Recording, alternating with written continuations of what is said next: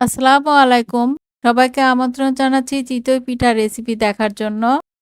আমার এই recipe follow করে আপনারা পিঠা বানালে অবশ্যই আপনাদের পিঠা ভালো হবে। চলুন দেখে নিন এর পুরো প্রস্তুত প্রণালী। এখানে শুকনো আতপ চালের গুঁড়ি নিয়েছি আমি ২ কাপ। এর মধ্যে লবণ দিয়ে দিচ্ছি ১/২ চা চামচ। এখন লবণটা চালের গুঁড়ির সাথে খুব ভালোভাবে মিশিয়ে নিচ্ছি।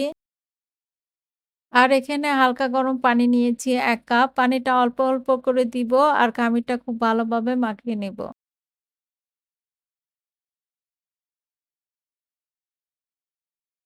১ কাপ পানি দিয়ে খামিরটা মাখিয়ে নিয়েছি। এখন রুটির মতো একটা ডো হয়েছে। এটা ৫ মিনিট খুব ভালোভাবে মথে নিতে হবে। পিঠা ভালো হওয়া কিন্তু নির্ভর করে এই মথে নেওয়ার উপরে। যত ভালোভাবে মথে নেওয়া যাবে তত পিঠাটা ফুলবে। ৫ মিনিট পর আরেক কাপ হালকা গরম পানি নিয়েছি। এবার অল্প, অল্প করে পানি দিয়ে মাখিয়ে নিচ্ছি। আমি এখানে ২ কাপ আর ২ টেবিল চামচ হালকা গরম পানি দিয়েছি। আপনাদের যদি পানির প্রয়োজন হয় তাহলে আরো ১ টেবিল চামচ পানি দিবেন। এর চেয়ে বেশি পানি দিবেন না, পিঠাটা খারাপ হয়ে যাবে। এবার এটা ঢেকে রেখে দিব রেস্টে ১০ মিনিটের জন্য। ১০ মিনিট পর এটার উপর দিয়ে দেখবেন যে পানির মতো জমা হয়েছে।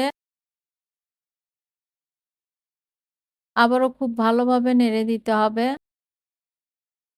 চুলায় একটা লোহার কড়াই হাই হিটে খুব ভালোভাবে গরম করে নিয়েছি। এর মধ্যে দিয়ে দিলাম ১ চামচ ব্যাটার। যখন চারিদিক দিয়ে এরকম ছিদ্র, ছিদ্র কয়েকটা হবে তখন ঢেকে দিতে হবে। আমি আরেকটা পিঠা দিয়ে দিলাম। একেকটা পিঠা হতে ২.৫ থেকে ৩ মিনিট লাগবে।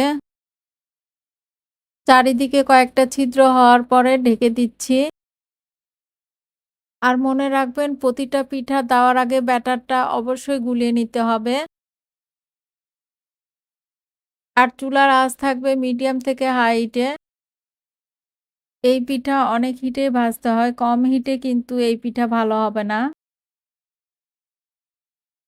আশা করি আমার আজকের রেসিপিটি আপনাদের কাছে অনেক ভালো লেগেছে। ভালো লেগে থাকলে লাইক, শেয়ার করতে ভুলে যাবেন না। সবাই ভালো থাকবেন, সবাই সবার জন্য দোয়া করবেন। ইনশাআল্লাহ আগামীতে হাজির হব নতুন কোনো রেসিপি নিয়ে। আজ এ পর্যন্তই। আল্লাহ হাফেজ।